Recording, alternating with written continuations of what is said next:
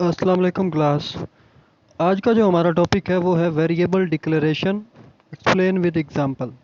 कि variable declaration क्या होता है और उसकी एग्जांपल क्या है। सबसे पहले मैं आपको ये बता दूं कि वेरिएबल डिक्लेरेशन है क्या। कि वेरिएबल को एक नाम देना और उसकी टाइप बताना, मतलब टाइप को डिक्लेयर करना। ये दोनों चीज़ें अगर आप किसी भी वेरिएबल को देते हो, इसका मतलब है वेरिएबल डिक्लेयर हो गया। मतलब the process of specifying the variable name, के स्पेसिफाई करना वेरिएबल के नाम को, एंड इट्स टाइप और उसकी टाइप बताना, is called variable declaration. Variable declaration कहलाता है। ये इसकी डेफिनेशन है। A program can have as many variables as needed. Program जो होता है वो अपने अंदर बहुत से वेरिएबल्स रखता है जितनी उसको ज़रूरत होती है। मतलब एक भी हो सकता है, पाँच भी हो सकते हैं, 10 भी हो सकते हैं, 20 भी हो सकते हैं। जितनी ज़रूरत होगी उतने वेरिएबल रखेगा एक प्रोग्राम अपने अंदर। C is a strongly typed language. इसका मतलब ये है कि जो सी लैंग्वेज है इसके अंदर हमें जो वेरिएबल डिक्लेयर करेंगे उसको उसकी टाइप बताना लाजमी होगा। टाइप से मुराद ये होता है कि फॉर एग्ज़ाम्पल वेरिएबल किस तरह की वैल्यू स्टोर करेगा। अगर वो नंबर वैल्यू मतलब इंटीजर्स की वैल्यू स्टोर करेगा तो उसकी टाइप होगी इंट। अगर वो अल्फ़ाबेट्स को स्टोर करेगा तो करैक्टर होगी। अगर वो पॉइंट्स में वैल्यू स्टोर करेगा, मतलब 2.5 या 100 पॉइंट समथिंग या 120 पॉइंट समथिंग, तो वो फ्लोट में चली जाएगी। ठीक है। तो it means that all variables must be declared before they are used in the programme.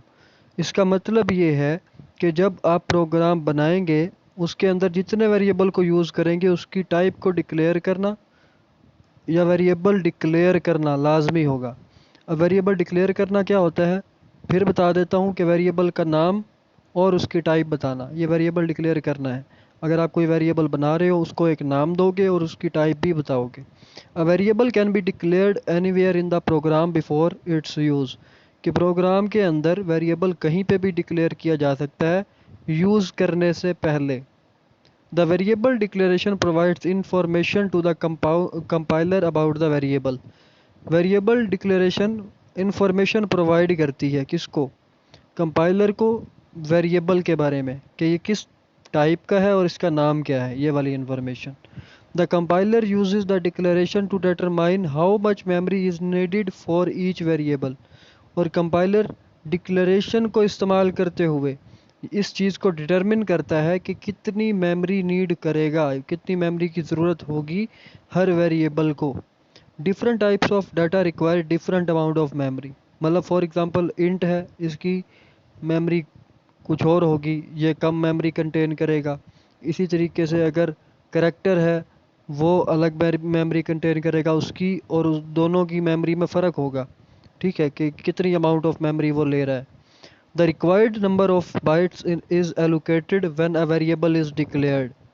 कि जब वेरिएबल डिक्लेयर हो जाता है तो उसके मुताबिक उसको मेमोरी एलोकेट कर दी जाती है। ठीक है, मतलब एक आपने इंटीजर वेरिएबल डिक्लेयर किया, ठीक है, उसकी 2 बाइट्स की मेमोरी होगी, 2 बाइट उसको डिक्लेयर कर दिए जाएंगे। और जब आपने करेक्टर वेरिएबल लिया तो वो 1 बाइट उसको डिक्लेयर कर दी जाएगी, मतलब 1 बाइट मेमोरी उसको दे दी जाएगी, एलोकेट कर दी जाएगी। The bytes are use to store the value of the variable. Bytes का इस्तेमाल होता है वेरिएबल को स्टोर करवाने के लिए। Once a variable is declared, अगर एक बार आपने डाटा वेरिएबल को डिक्लेयर कर दिया, its data type can not be change during program execution. Program जब एग्जीक्यूट हो रहा होगा, प्रोग्राम जब चल रहा होगा तो उसकी डाटा टाइप चेंज नहीं होगी। ठीक है। How ever the value of the variable can be change during execution. लेकिन उसकी वैल्यू चेंज हो सकती है एग्जीक्यूशन के दौरान। ठीक है, मतलब आपने कोई वेरिएबल डिक्लेयर किया, उसकी वैल्यू 5 रखी आपने, ठीक है। उसके अंदर जब प्रोग्राम चलेगा तो हो सकता है आपने एक ऐसी कंडीशन लगाई हो कि उसके अंदर मज़ीद कोई और नंबर ऐड हो जाए, मतलब 5 के अंदर 10 ऐड हो गया। अब क्या हुआ, जो 5 था वो 15 हो गया। लेकिन टाइप क्या है, इंटीजर टाइप ही है, टाइप चेंज नहीं होगी। ठीक है। अब सिंटैक्स क्या है, मतलब इसको लिखने का तरीका क्या और क्या है, रूल क्या है लिखने का। सिंटैक्स ये है कि पहले डाटा टाइप आती है, ठीक है, बहुत इम्पोर्टेंट है, आपको ये याद रखना पड़ेगा सिंटैक्स का। ये क्वेश्चन में पूछा भी जा सकता है आपसे। ठीक है, कि डाटा वेरिएबल डिक्लेयर करने का जो सिंटैक्स है वो क्या है, और वेरिएबल डिक्लेरेशन की डेफिनेशन क्या है, ये पूछी जा सकती है आपसे। तो डाटा टाइप सबसे पहले मतलब इंट है, करेक्टर है या फ्लोट है। उसके बाद आएगा वेरिएबल का नाम। ठीक है, अब डाटा टाइप क्या होती है? It indicates type of data that can be stored in a variable, कि वो इंडिकेट करती है उस टाइप को जिस टाइप का डाटा उस वेरिएबल के अंदर स्टोर होगा। जैसे मैंने आपको पहले बताया, अगर इंट टाइप है तो इंटीजर टाइप वैल्यू स्टोर होगी, अगर करेक्टर है तो अल्फ़ाबेट को स्टोर होगा। ठीक है, इस तरीके से। अब वेरिएबल नेम क्या करता है? It refers to the memory location of the variable, कि मेमोरी की लोकेशन को रेफर करता है वेरिएबल का नाम। ठीक है, एग्जांपल्स क्या हैं? डिफरेंट एग्जांपल्स हैं। इंट मार्क्स, अब इंट मार्क्स आगे सेमी कॉलन। ठीक है, सेमी कॉलन आपने ये याद रखना है, डाटा टाइप, वेरिएबल का नाम और फिर सेमी कॉलन, ये सिंटैक्स है वेरिएबल डिक्लेयर करने का। ठीक है, अब इंट क्या है? डाटा टाइप है। इंटीजर, इंट का मतलब है इंटीजर। आप इंटीजर पूरा नहीं लिखोगे, छोटा लिखोगे, I N T int, space दोगे। ठीक है, फिर हम लिखोगे मार्क्स, मतलब फॉर एग्जांपल जो वेरिएबल का नाम है, मार्क्स जो है वेरिएबल का नाम है, देन सेमी कॉलन, क्योंकि नंबर जो होते हैं वो इंटीजर होते हैं। ठीक है, 1, 5, 10, 20, 50, 70, 60, 100, जितने भी मार्क्स जो होते हैं इंटीजर वैल्यू होती है। ठीक है, इंट मार्क्स सेमी कॉलन। दूसरी एग्जांपल क्या है? Float average. अब इसने फ्लोट डिक्लेयर किया। फ्लोट क्या है? फ्लोट होती है डेसिमल में वैल्यू।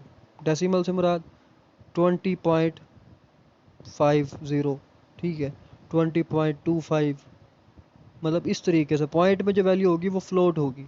ठीक है, तो फ्लोट एवरेज, इसने फ्लोट एवरेज को फ्लोट इसलिए कहा है क्योंकि हम ये एज्यूम कर सकते हैं कि एवरेज पॉइंट्स में भी आ सकती है। ठीक है, अगर हम डिवाइड करें परसेंटेज या एवरेज जो है वो पॉइंट्स के अंदर भी आ सकती है, इसलिए है उसने फ्लोट के नाम से डिक्लेयर किया है। फ्लोट एवरेज, उसका वेरिएबल का नाम, देन सेमीकोलन। इसी तरीके से करेक्टर है 4, जिसे बोलते हैं CHAR, और उसके बाद उसका ग्रेड। चार क्या है? डाटा टाइप है, ग्रेड क्या है? वेरिएबल का नाम है, देन सेमीकोलन। उसके बाद आता है डबल। डबल डाटा टाइप है। अब डबल डाटा टाइप क्या है? डबल डाटा टाइप होती है डेसिमल में ही वैल्यू। अच्छा, डेसिमल में वैल्यू को रियल नंबर कहते हैं, रियल वैल्यू जो डेसिमल में होती है उसको रियल वैल्यूज़ भी कहा जाता है। ठीक है, तो डबल जो होती है, डबल में ही होता है उसकी रेंज बढ़ जाती है, मतलब ज़्यादा नंबर की वैल्यू को स्टोर कर सकता है। मतलब फॉर एग्जांपल फ्लोट की एक लिमिट है, इससे ज़्यादा के ऊपर वो वैल्यू स्टोर नहीं करवाएगा। गारबेज वैल्यू देता है। गारबेज वैल्यू क्या होती है? अपनी मर्ज़ी से कोई भी वैल्यू दे देना, आपको नहीं पता इसके अंदर क्या स्टोर है। ठीक है, गारबेज वैल्यू से बोलते हैं। तो उससे ज़्यादा, अगर रेंज से ज़्यादा बढ़ेगी तो गारबेज वैल्यू देगा। लेकिन डबल, उसने लिखा है डबल का मतलब है रेंज बढ़ा दी है, मतलब ज़्यादा वैल्यू भी स्टोर कर सकता है। ठीक है, अब इसकी रेंज कितनी होती है ये हम आगे जाके पढ़ेंगे। ठीक है, इसकी 1.7 multiply by 10 raise to power -308 से लेके, ठीक है, आगे जो मतलब नेगेटिव में यहाँ से लेके और पॉजिटिव में कहाँ होती है? 1.7 multiply by 10 raise to power +307, मतलब इस तरीके से है। ये हम आगे जाके डिस्कस करेंगे कि कितनी इसकी रेंज होती है, ये आप फ़िलहाल इतना ही माइंड में रखेंगे। उसके बाद आता है कि ये चार उसने एग्जांपलें बता दी। अब ये क्या है? इंट, फ्लोट, चार एंड डबल आर कीवर्ड्स। ये कीवर्ड्स हैं जो इंडिकेट करते हैं डाटा टाइप्स को। ठीक है, कीवर्ड आपने पढ़ा था। अब कीवर्ड क्या होता है? जो स्पेसिफाइड मीनिंग रखता है अपने अंदर। ठीक है, तो इंडिकेट करता है डाटा टाइप को। ठीक है, ये चारों। और the words marks, average, grade and salary are variables name, जैसे मैंने आपको बताया है। ठीक है, many variables of same data type can also be declared in single line. Each variable name is separated by comma as follows.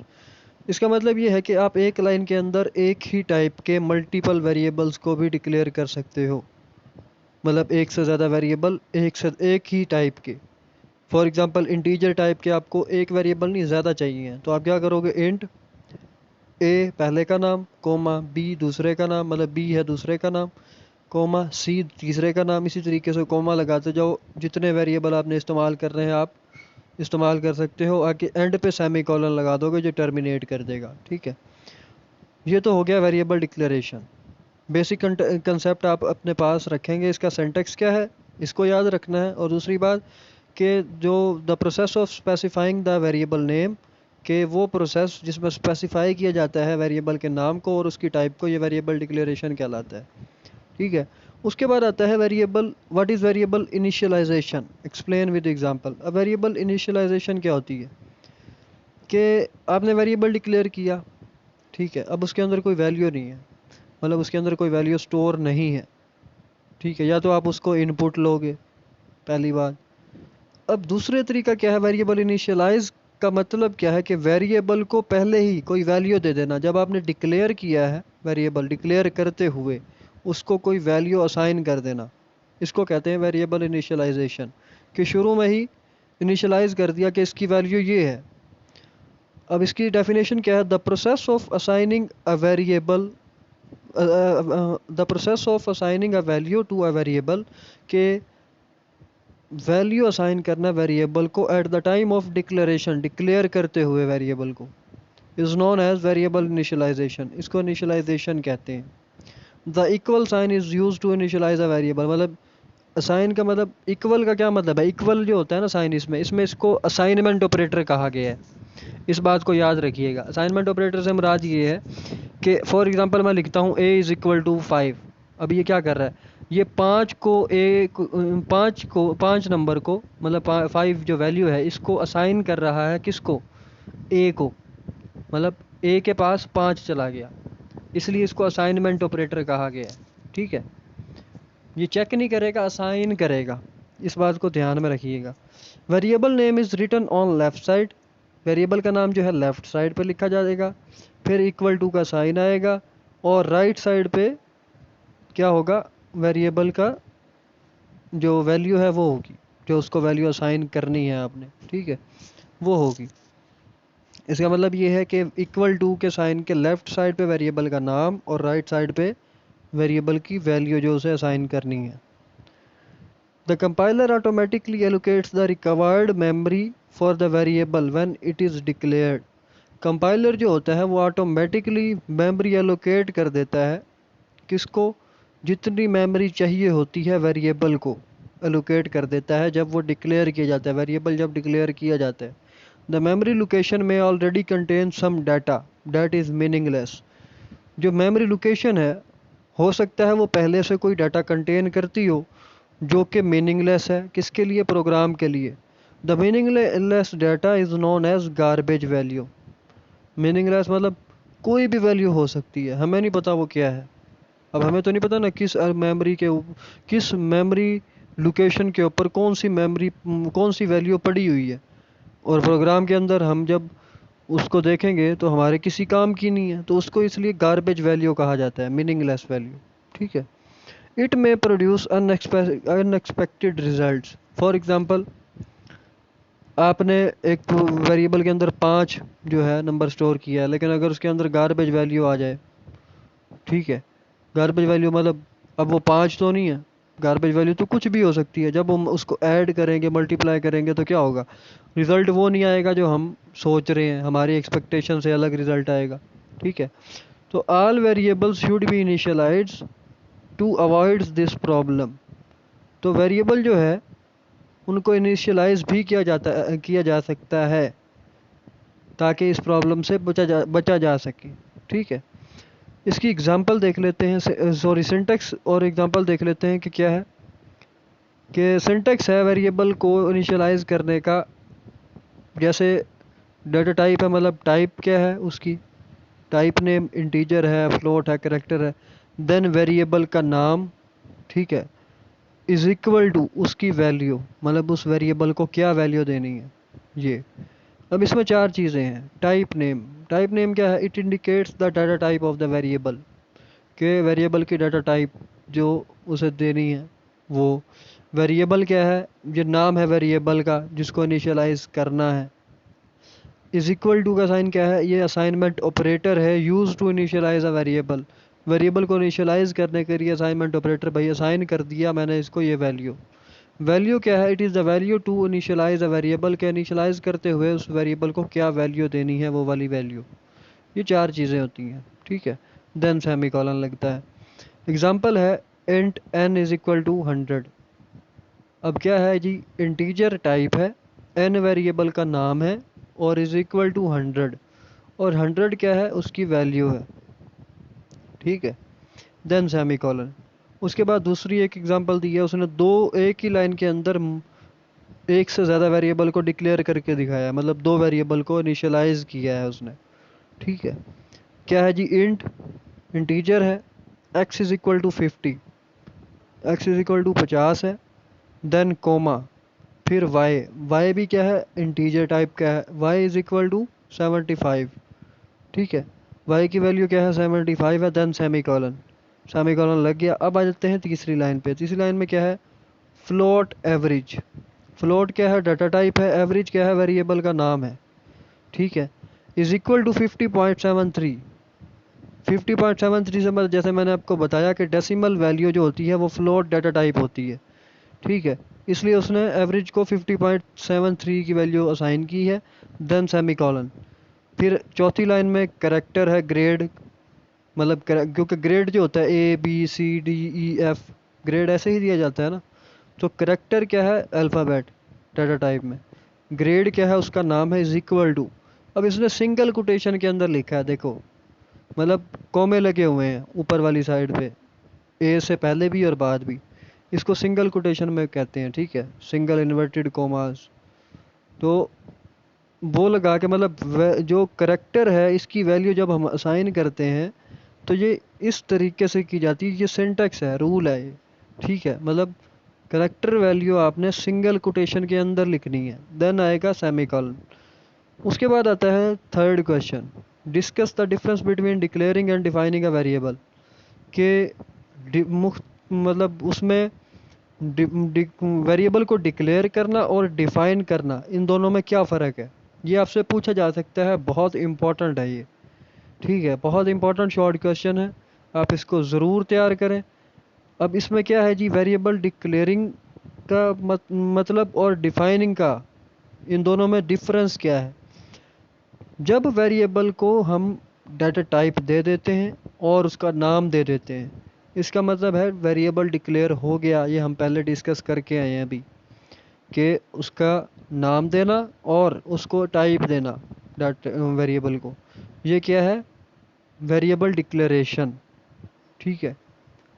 लेकिन जब हम ये काम करते हैं तो ये मेमोरी एलोकेट नहीं करता, मतलब मेमोरी की एलोकेशन नहीं होती कि मेमोरी इसको कहाँ पे एलोकेट की गई है उस डाटा के लिए जो डाटा इसके अंदर स्टोर होगा, ठीक है। तो ये होती है वेरिएबल डिक्लेरेशन, मतलब नाम देना और टाइप देना, वेरिएबल डिक्लेयर हो गया, ठीक है। अब ये उसको मेमोरी एलोकेट नहीं की गई।